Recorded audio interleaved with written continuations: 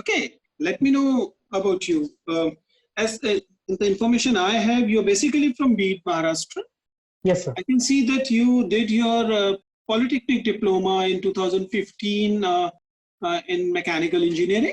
Yes, Then sir. you went on to do the graduation in the same subject, mechanical engineering, with Yes, sir. 8.96 CGPA, which is supposed to be very good, from University of Pune. That was Sir. in 2018, recently. Sir. What are you doing since then? Sir? What are you doing since then? Sir, I am preparing for civil services exam. Okay. And Yes. you opted for anthropology as your optional paper, rather than Yes, sir. mechanical engineering, which is available in the UPSC. Yes, sir. Despite studying mechanical engineering 3 years in Polytechnic and another 3 years in graduation, 6 years, you're Sir. not confident in your own parent discipline. Why? So choosing anthropology as an optional was a That's decision not my of... question. Not choosing mechanical engineering is my question. Sir. Sir, I found it difficult to compress my 6 years of learning into just 3 months to do revisions as well as to cover all the syllabus for UPSC per se. And sir, seeing the competitive edging in the mechanical engineering, if you leave any question, you lose the 20 marks. So that calculations, I found it very easy for humanity subjects to ace for UPSC syllabus. So that was the only reason. But you never studied anthropology at all in the past. Yes, sir. So why anthropology then? Why not maybe history, political science, which you studied sometime? Sir. So anthropology is a very good option to take in UPSC because firstly, there is ample of resources available for anthropology. Second one is, sir, it is considered as a very interesting subject. So apart from your general studies, you get a very exciting subject to learn. So thirdly, it is also considered as a very a prudent choice as optional because it has a age. It is considered as having crisp syllabus, so you can ace it in 2 or 3 months. So this was some points which I have gained, and I have selected anthropology. Okay. Mandar, you mentioned journalism as one of your hobbies. Sure. If you look this pandemic time, we can very clearly see that there are issues. There are issues of fake news. There are issues of what is called infodemic. Yes. Do you believe that information flow, the journalistic aspects, have played badly as far as this pandemic is concerned? Sure. So definitely we have to agree that the fear of pandemic was multiplied due to the information warfare which was going on. The reporting of the pandemic, the reporting of daily deaths, it caused panic in public. So definitely it has played. However, sir, saying that the news media has also played a role to educate the people about the pandemic, about the social distancing norms, also about the various aspects of this coronavirus, and it has also played a very positive role in this. So there are both the situations, and in my opinion, a little ethics and ethical journalism can help us in such situations. Do you believe that the mainstream media versus the social media, when it comes to this pandemic reporting, which part of the media you believed was better in handling pandemic? So rather than choosing a better media, I will say both the media were very proactive. While the social media is of a reach to common people, it is the two-way information gain and loss for the people. So social media was more of an opinion building regarding this pandemic. The news media, it disseminated the information like the daily briefings of health ministry, various expert opinions on the subject. So both the medias have played a very well role. However, regarding the panic which is created, I guess the social media has a greater role in that. Fine. Can I request Mr. Saroj to take over now? Yes. Mandar, can you hear me? Yes, sir. Yes. So you have taken anthropology. Yes, sir. Optional subject. My question is what? Look, in the early 1990s, there was a controversy regarding racial composition in mainland of India, given by B.N. Guha in 1931. And the controversy is called Negrito race controversy. Yes, sir. So what actually Negrito race controversy is? Sir. Sir, according to Mr. B.S. Guha, he traced the ancestry regarding genetically as well as racially outside the India, and he connected that the Negrotos are the primary ancestors of Indian race. However, sir, various serological evidences has shown that Indian population do not have very much prominent evidences like blood groups, or which resembles to Negrotos. So, sir, various anthropologists like Sarkar, they pointed out that the pro-Australoid are more common than Negrotos. Look, on what grounds B.S. Guha has considered Toda, Irula, Kurumba, Pulian tribes of Nilgiri in the mainland of India as a Negrito race? Sir, On what sir, primary criteria was about the hair. It was the woolly hairs, which is very common in this mentioned tribes, which B.S. Guha studied. Sir, apart from that, their statures as well as their common racial features. Okay. On what ground we have rejected his theory? On what ground? On what scientific ground we have disrecognized Irula, Toda, Kurumba, Pulian as a Negrito race? Sir, sir, the very mentioned tribes, they have a common blood group of blood A, which is common in the Proto-Australoids rather than in the Negroid region. Yes. So yes, sir. Okay. The second. Thank you. Next question of mine. Look, tribe of Northeast, Sir. in general, having high literacy rate, but their financial literacy rate is almost negligible. They are highest at what? General literacy rate, but their financial literacy rate of Northeast is what? One of the lowest. Why? Sir, I'm not able to understand the second part of the question. Look, the Northeast tribal community general literacy rate is very high, somewhere even 100%, over 80% everywhere. But the financial literacy rate of Northeast tribe is very low. Why? Okay. Sir, regarding the highest literacy rate in the general, it is the role of missionaries, which was very prominent in the Northeast. As far as the second part is concerned, sir, I guess it's the promotion of the services like the technological availability in the Northeast, as well as some infrastructural issues are there, as well as the resistance from the people. How their occupation responsible to restrict them to be financially literate? Sir. So the main occupation in this tribe is they are nomadic, as well as more of them are pastorals. So they are not very techno savvy in this regard regarding financial terms. So secondly, the habit of thrift or saving is not very much in deep in these tribals. So they work on the philosophy of Charvakas, like they are very materialistic in their outlook. So what is the reason of depopulation among Jarwas? Sir. Depopulation among Jarwas. What is the reason? Sir.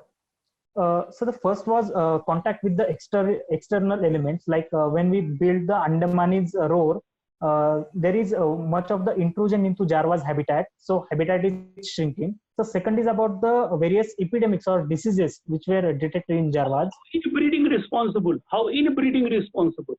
Sir, sir, various experiments have shown that the inbreeding causes genetic defects in the upcoming generations, and that reduces the immunity or immune response of the next generations. Oh, your area of what interest is journalism.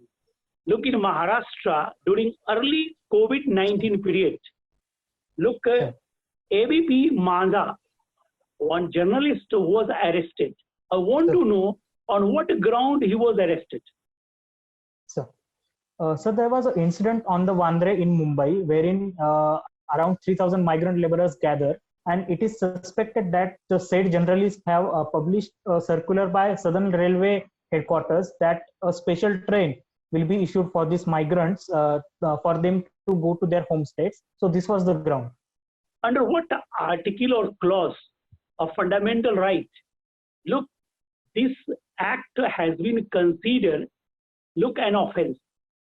Sir, it is the Article 19, which gives us the freedom of speech and expression, as well as freedom of press, which is considered as being violated in this case. And the government's response was considered as undermining the press freedom. So this was the. Okay, thank you. Mandar, am I audible to you? Yes, ma'am. Okay, you are a student of anthropology. Yes, ma'am. Tell me, what does economic development mean to you? Economic development, ma'am. Ma'am, economic development, according to anthropology student, is the development in which the monetary gains have a very utilization in the social as well as in the cultural aspects. Like for the tribes, economic development is increasing their social relations as well as social solidarity. For most of the tribes, like the Trobriand Islanders in Australia, they consider their economy to be embedded in the social matrix. So economy and society are not two distinct things for an anthropology student. It go in hand with the overall development of a human being. Mandar, where do you place corruption in the process of development? Economic development, I mean. Ma'am, ma'am, certain advocates of corruption says that little form of corruption is necessary for economic development or carrying out the institutions. However, I strongly disagree with this opinion, and I consider that wherein there is a transparency in the institutions, wherein there is fixed accountability mechanisms, as well as there is institutional discipline in institution, the corruption has no role. And in economic development, I see no role of corruption. Mandar, can you trace the evolution of corruption? How would corruption begin? Ma'am, corruption in India is generally regarded as a British legacy, from wherein the local administrators were given more powers, especially regarding the revenues. So the local administrators as well as company servants, they use their personal diktats to carry out their personal businesses. From there, ma'am, it is considered as it imprinted in the Indian civil services, and the lower bureaucracy is generally attributed of main culprit in the corruption cases. So it is it is ongoing in the independent India. This is the history. Mandar, at times we study corruption as an efficiency augmenting tool. Do you agree? Ma'am, I do not subscribe to this view because, ma'am, corruption cannot be justified on any ground, be it increasing the efficiency or be it bringing some, what we can say, circumventing the difficult laws. We cannot justify corruption because corruption is economically wrong, corruption is morally wrong. So I do not see it as an efficiency augmenting tool. Now you talk about morally wrong things. Tell me, what is your take on prostitution? Ma'am, as far as the prostitution is concerned, the consent or the economic livelihood is a main matter for the women who are involved in prostitution. However, ma'am, considering the public health aspect, Honorable Supreme Court also has issued some guidelines regarding this.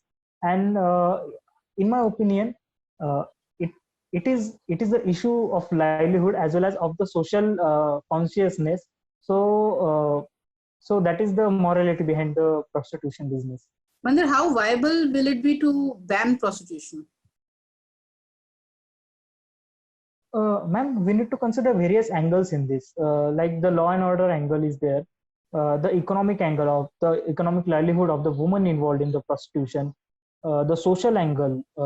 It is generally considered as the prostitution act as a buffer for societal ills like the rapes or the eve-teasing abilities. So, ma'am, in my opinion, banning will not be an option. However, a strong regulation, especially related to public health, law and order, restricting the prostitution business in a very specific localities can be a way ahead. Right. My final question to you, Mandar. Yes. let's assume that you are a policymaker. Ma'am. You're sitting in the high chair somewhere, and two people with a conflict come to you. One of them is a steel firm owner, and the second is a fishery owner. Yeah. Right? The fishery is located in a river, Okay. downstream, and the steel firm is located upstream. Okay. Now, this steel firm owner is throwing pollutants into the river. Okay. The fishes are dying. Okay. There is a conflict. They come to you. Resolve the conflict. Okay. So, ma'am, the economic interest of both the stakeholders are involved in this process. So, as far as the marine ecosystem is concerned, I will check whether the upper riparian party has compliant with the guidelines of NGT as well as CPCB. Whether the discharge system is in compliance, whether it is being treated before it is being mixed in the river. Also, ma'am, as far as the fisheries is concerned, I will also advise fishermen to not indulge in the practice like unethical fishing, as well as to and on the both the sides, ma'am, I would like to not hamper their business efficiency, but to ensure that each and every protocol is being followed and the harm to marine ecosystem is reduced. This will be my priorities. Right. Thank you, Mandar. Thank you. Thank you, ma'am. Hello. Mandar, yeah, can you hear me? Yes, sir. Should we start? Yes, sir. Yes, okay. Now tell me one thing. India has been ranked 27th position on soft power index. Sir. So could you please tell me briefly what is your understanding of the term soft power? So soft power is a cultural as well as social goodwill which a country has in another country.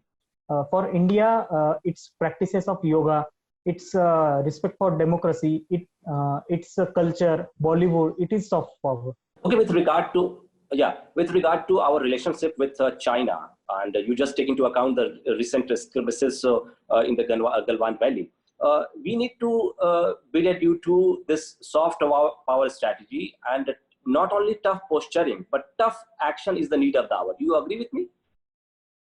Yes, sir.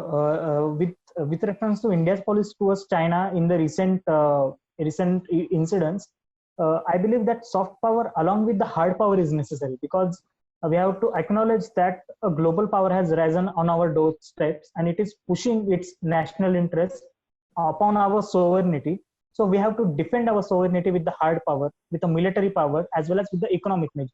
Okay, both should go hand in hand, right? Yes, sir. Okay, my next question to you will again be from China.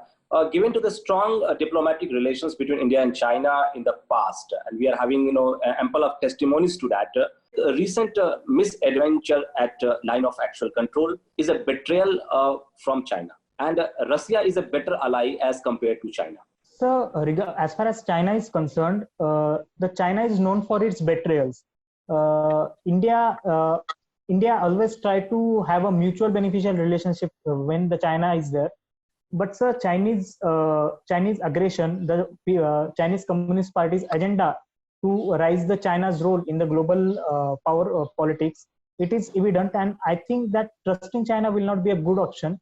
So building international alliances is an option. And sir, as far as the Russia is concerned, we have to acknowledge that Russia in 1991 or Russia in 1997 is not same as Russia in 2020. Russia will try to balance out between the two, and for Russia, India is not a key player, it is the US. So Russia will view China-India skirmishes in the prism of United States. So we have to consider this. Okay. Now recently the President of India has nominated former Chief Justice of India to the Rajya Sabha, right? Though Yes, I also agree, though there is no technical bar in elevating somebody from public life or somebody who has hold a judicial office to Rajya Sabha. But do you think it is a conflict of interest actually, or something which is ethically not at all acceptable? Sir, I do feel that some postings like the judges in High Court and Supreme Court, they should be above such nominations. And because, sir, one thing for sure it does, that it hampers the public confidence or public opinion about the judiciary. And if there is a politicization of the judiciary, then definitely whether judgments are based on merit or whether judgments are taken in prudence, they will always be questioned, and there is no row ahead in this. So, sir, as far as possible, it should be avoided. Okay, my last question to you. What is your understanding of the phrase yellow journalism? Sir, yellow journalism is basically a sensational journalism wherein the TRP ratings took a primary stage rather than having ethical journalism. And the media houses report the sensational news, like of the criminals, of the various crimes which are demanded by the public, rather than reporting the actual social conditions as well as the problems which are faced by public. So what is this TRP rating? You have just referred to TRP. So TRP ratings are the ratings which shows that viewership of any particular program or how it is popular in the public. So that is TRP rating. Okay, thank you, Mr. Mandar. It was nice talking to you. Thank you, sir. Mr. Mandar, can you hear me? Yes, sir. Okay. Mr. Mandar, you come from Maharashtra. Okay. Yes. Could you name some important cultural sites of Maharashtra? So first is the Ajanta-Arola caves, which represents the Mesolithic as well as Neolithic traces of our culture. The second one will be Haji Ali Dargah in Mumbai, which represents Baba Chisti's legacy. The third will be the Gurudwara of Nanded. It represents the Sikhism as well as its very foundations in Maharashtra. Sir, then will be the Ashtavinayak Ganpatis, which are there. They represent the holy cultural sites in Hinduism. As well as, sir, there are certain Mahadeva temples like Aunda Nagnath is there, Kailasnath temple is there, which are among the 8 reputed Shiva temples. So, sir, this is some cultural background. Very nice, very nice. You told many about many cultural sites. Do you know about Bibi Ka Maqbara? Yes, sir. It is in Aurangabad. Okay. Oh. Sir. It was built by?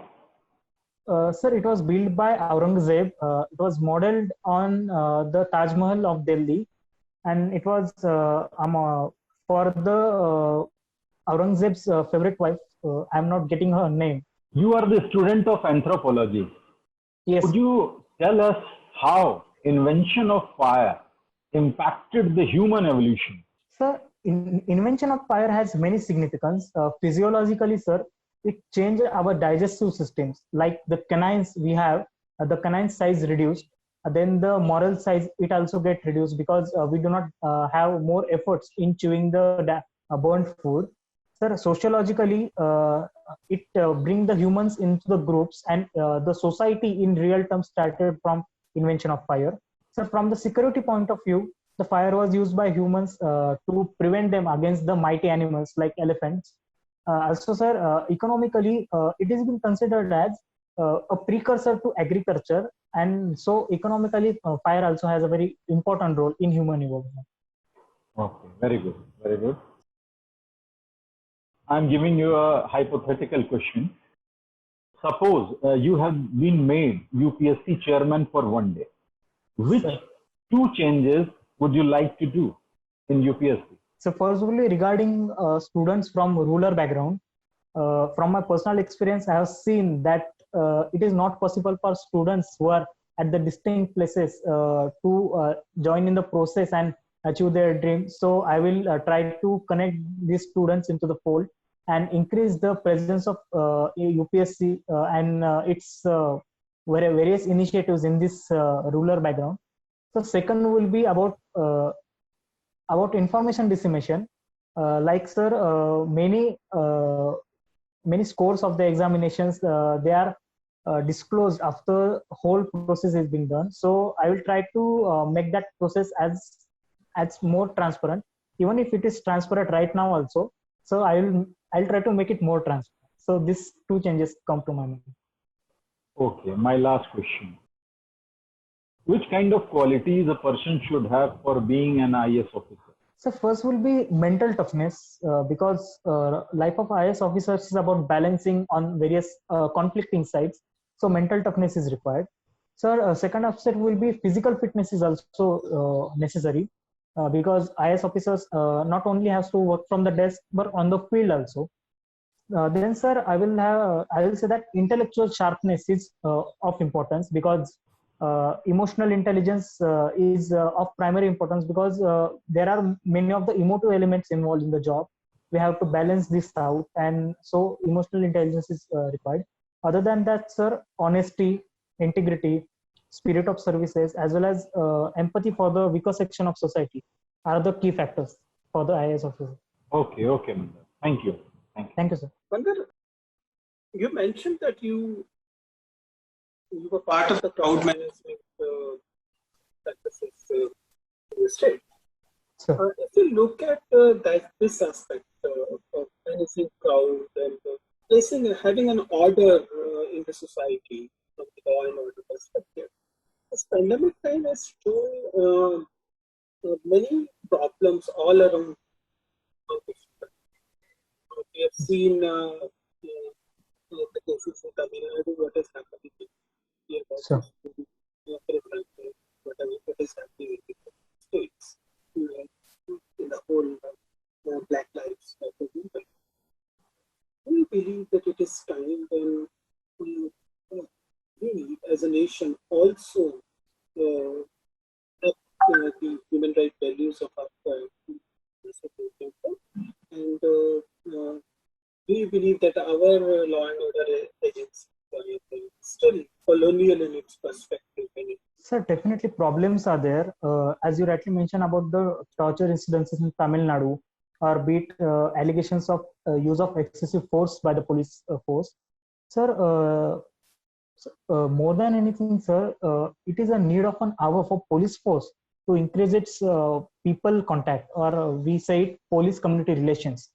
Sir, along with that, sir, a proper standard operating procedures which match to the current needs, be it the protests, riots, or handling the migrant crisis that was in COVID-19, it is of importance. And regarding the colonial legacy, sir, I do not think that police carries any colonial legacy because, sir, for the British, police was a force, and for independent India, police is the service. It's the part of community, and it is there to help the community. So it is, I do not consider it a colonial legacy, but definitely challenges are there. Okay, last one from me. Just since you studied mechanical engineering for that long, what are the recent changes in engineering material point of the changes in last few decades? How the engineering materials are? Sir, the very properties of engineering materials are undergoing change. Like we are talking about 4D printers, wherein we are inserting 4th dimensions in the materials to adjust it according to the environments. The second is about increasing importance of alloys, because we are in the phase wherein we required certain properties of various materials into one material. So alloys are being extensively used. So the lithium ion is getting more importance because of electrical vehicles, as well as the rare earth elements are becoming more popular for the industrial revolution 4.0. So, sir, rare materials are increasing their importance, as well as we are totally shaping the properties as well as the chemical natures of the material. So these are some changes from a mechanical point of view. Fine, Mandar, it was nice talking to you. Thank you.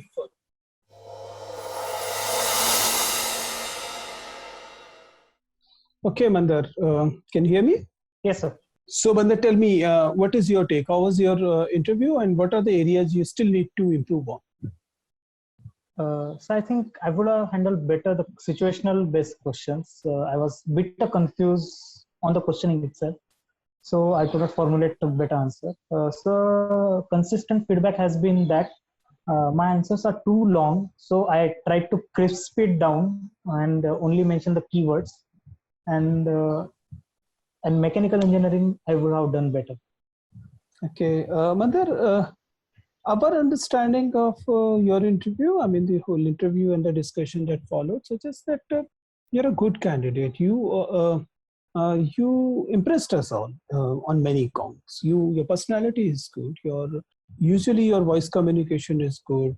Non-verbal communication, as much as we can gauge from this medium, is really good. Both eye contact, hand movement, and neck movement, etc.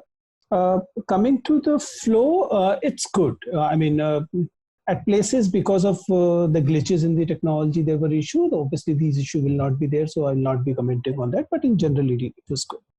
I'm happy about your handling of the most question. Most, I'm saying, because when it comes to this communication, it's not just about the information that flows. It is also your creativity, your sensitivity that are reflected in this whole stuff. It appears that at a few places you can probably appears to be, being balanced is not always best, right? Being balanced is good as far as if it is between two things. But if it is between being sensitive and non-sensitive, I think being inclined to be sensitive can be a little better. I would have expected better when it comes to that fisherman and that problem. There it appears that you could have been a little more sensitive towards the community. Otherwise, you're handling most things really, really good. I liked your answer on these cultural sites and all. It appears that it was prepared well. It was good. It was also delivered well. So by and large, you're doing everything right. Make sure that you're not making factual mistakes. That is important. Okay. Everything else, you're almost ready. You're almost ready. And I didn't see that long answer problem, at least in this interview. It wasn't there. Mostly the length of answers was good enough, right? Okay. So generally, I'm happy. Okay. All the best. Thank you, sir.